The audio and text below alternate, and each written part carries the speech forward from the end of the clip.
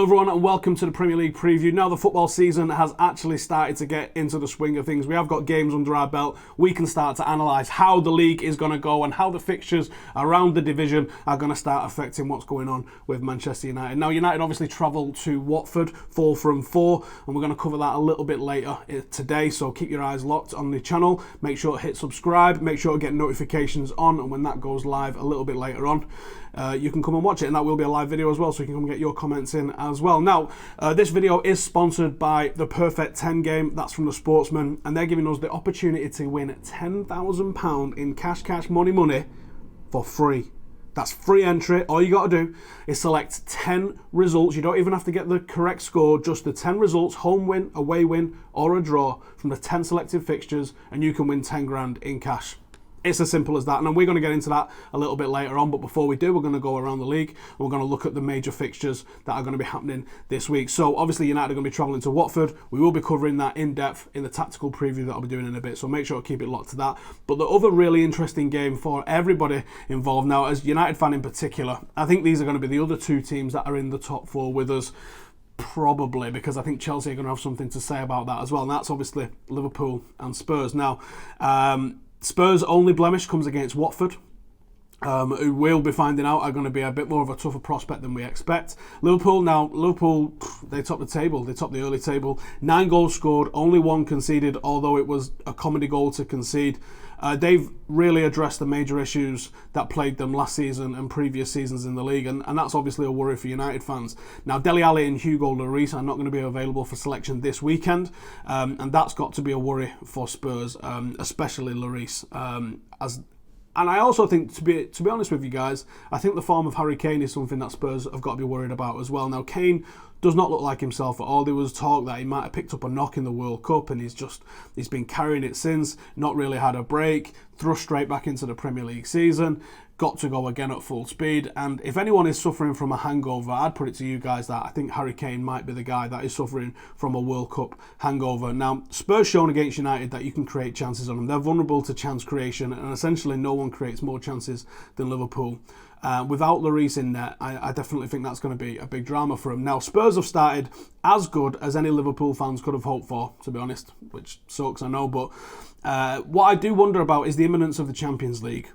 Is Jurgen going to start rotating a little bit? Because one of the criticisms that he's always had over his gegenpressing system is that it absolutely taxes players, and it does. And you often see his team start very strongly in the league, but they'll start to fade at critical times of the season. Now, that didn't happen in the Champions League last year, but it did happen a little bit in the league last year. They was caught out. You could see players very tired, and I do wonder if he's going to start to rotate a little bit earlier. Is he going to start to use the Champions League group stage as something that he sees as a bit more of a sure thing? Is he going to start to rotate a little bit earlier in the season? Because I think some of the buys that they've got the ability to be able to start rotating. It's whether they actually start to do that, and I think if and when he does that could be critical, but I don't think he's going to be doing it this week. I think he's going to go strong with what they've got. I think he's going to, especially with Kane looking a little bit lethargic, I think he goes there and he thinks this is an opportunity to get 3 points here against these, and that's actually another big statement for someone like Liverpool. So as much as I think Kane's going to be looking a little bit off the boil, I think Moura is the one that they have to watch, and if you get Van Dijk on him, you can shut him up, I think, because Van Dijk has been a great signing for them. I'm going to say I think Liverpool are going to be picking up the 3 points here, and I think that is going to be sending out a bit of a message to everybody just ahead of the Champions League starting.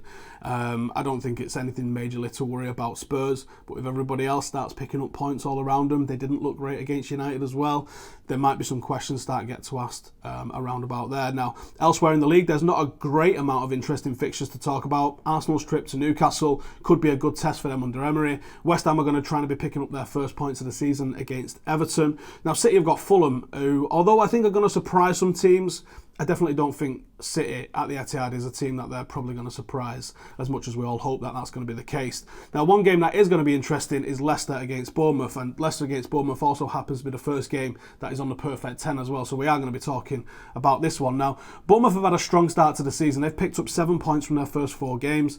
Their only loss coming as a 2-0 away defeat to Chelsea, who just before the international break, and as I said, I think Chelsea are looking absolutely fantastic. Can you imagine if City had got Jorginho?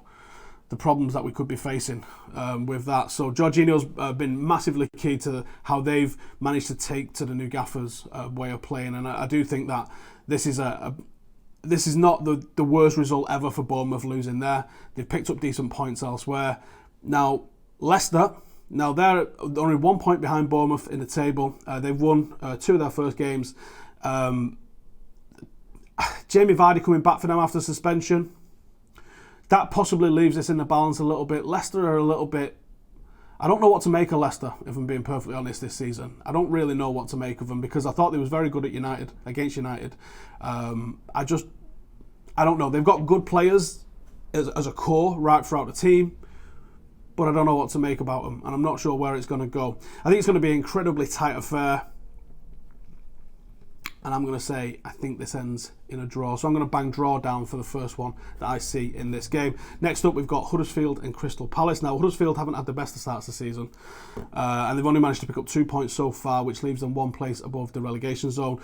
Crystal Palace coming is an opportunity for them to get the first win of the campaign. Now, after a decent win against Fulham, Crystal Palace have lost the next 3 of their games. So the most recent came against Southampton, 2-0 loss, and Southampton are absolutely garbage. So I think this is warning signs for Crystal Palace that they could be slipping into a little bit of what we saw them slip into at the start of last season. And I don't know who's going to be coming and being the saviour this time around. So with all that being said, you're leaning towards Huddersfield, aren't you? Well, Huddersfield have failed to score in 6 of their last 7 home matches, which is not a good sign for them whatsoever. Palace are also going to be out without Scott Dan, Soiree and Tompkins because of injury, and I think there's going to be a lot of changes. Zaha missed the loss to Southampton before the international break, and I think it's going to be an incredibly tight game. I think this is where Huddersfield can step up, and I think they can help cause a bit more misery there for Crystal Palace, and I'm going to say 1-0. Not that we need to put the score in, but I think it's going to be 1-0 if anything. A nice tight game, and I think Huddersfield are taking the victory here. Next one on the list then, obviously it's not Premier League, but part of the game is that it covers some of the other leagues as well, so we will be talking about them on the Premier League preview. And that is Bolton against QPR. Now, a bit of a hectic week there for them, for Bolton. Dodging a 12-point deduction for going into administration. Obviously, just avoided that. Bolton are going to want to turn this week around. I don't know if QPR are going to be the place that they're able to do that. QPR have looked a lot more dangerous up top following the arrival of Hernad and Naki Wells. They're going to be hoping to build on the 4 points that they picked up in their last 2 games and climb back up the table. Bolton's forward man, Josh McGuinness, is probably going to be the one to watch. He's got 3 in his last 6. I'm not sure how this can go. This is another tight game. I think this is why they pick them. They try and get as tight as the games in here. I think QPR are gaining momentum. And I think that the week that Bolton have had is probably going to be playing on everyone's mind a little bit. We're going with a QPR win in this instance, I think. Next up, we've got Bristol City and Sheffield United. Now, Bristol have started really strongly to the season, and they put in some absolutely banging performances. One of the best came in their recent 4-1 victory over Blackburn. They sit 6th in the table with 11 points. After losing the first 2 games of the season, Sheffield United have started to look pretty decent with 4 wins on the bounce. In their last 2 games, they've scored 7 goals. And obviously, it was very impressive against Aston Villa, winning 4-1. Bristol starman Wyman has got 5 goals to his name already. Sheffield's Billy Sharp, he's got 3 and 5. I think a lot of people are thinking that Sheffield United are going to pick up a victory here, but I think Bristol have just got enough about them, and I'm going to say home win here for Bristol. Next on the list then we have got Hull versus Ipswich. Now, Hull have had a bit of a poor start to the season, only 4 points in 6 games. They sit 1 place above the relegation zone. Against Derby, they was unlucky not to come away with anything. Tigers will be looking to carry on the positives into the game against Ipswich, and Ipswich are also struggling. These are one of the sides that are still looking for their first victory of the season, although they did look decent, picking up a point against Norwich in the Old Farm Derby. I think Hull are going to take this one. I think they've just got enough about them. Jackson Irving has recovered from a knock. He's scoring from midfield from him, so I think that Hull are probably going to have enough to just take this off Ipswich, so they're going to go for the win. Now, this could be an interesting game for us here. Now, Leeds are Leeds are getting a lot of attention from outside the Championship at the moment, and rightly so. They're playing interesting football. People are starting to pick up on what's going on there, and I think this might be a decent game to watch as well. Now, Millwall did have an encouraging start to the season, but they've lost 3 on the bounce. They've gone down to 16th, and I think it's going to be difficult for them to turn it around, especially against Leeds, the way they're playing. Now, Leeds sit top of the table, 14 points, undefeated in their last 6. They've got 2 goals in the last 3 away matches at least. Leeds are going to win this. Now, I think the best player they want to watch is probably going to be Kemar Roof. 4 goals, 2 assists. I think he's definitely going to be the man to watch. Leeds, it's going to be Leeds.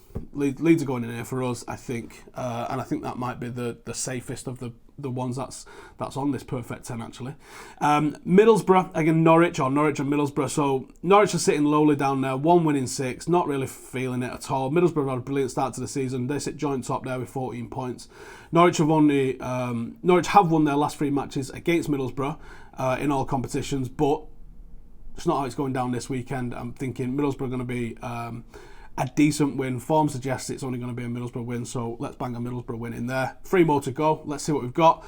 Sheffield Wednesday against Stoke. So consecutive 2-1 victories have moved Wednesday up to 11th in the table. Stoke are 18th with 1 win in 6. Now, you wouldn't have thought this was a Premier League team that have come down.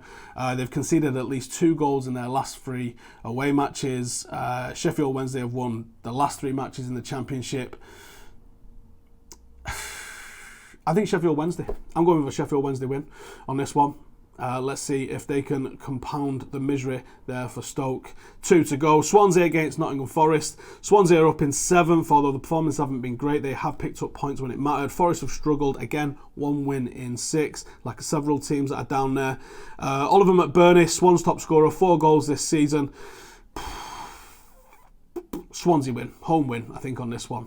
Forest aren't going to be stopping that one. And the final one then is Plymouth versus Blackpool. So Plymouth remain bottom of League One as they're searching for their first win. Blackpool arrive full of confidence after beating Bradford 3-2, coming back from 2 goals down. Now, Blackpool are yet to win or score on the road at all this season, but I think that changes with that long goal drive down to Plymouth. I think they're going to pick up the 3 points and they're going to round out our perfect 10 for today. So there you go. I'm going to stick in Blackpool. They are going to be the last on our little card there. Now, we do have to stick in how many goals. This is a bit of a tiebreaker. How many goals do we think is going to be in there? Now, looking at how tight some of these games are, you're going to think, looking at an average of 2-3 goals per game, I think there might be some runaway scores in there. So I'm going to say 31 goals is going to be my tiebreaker question. So that's what I'm putting on this week. If you want to get involved with a perfect 10, we are doing this every single week, probably right through till Christmas, if not beyond. If you want to get involved, the fixtures are refreshed every single Monday morning, and you can find them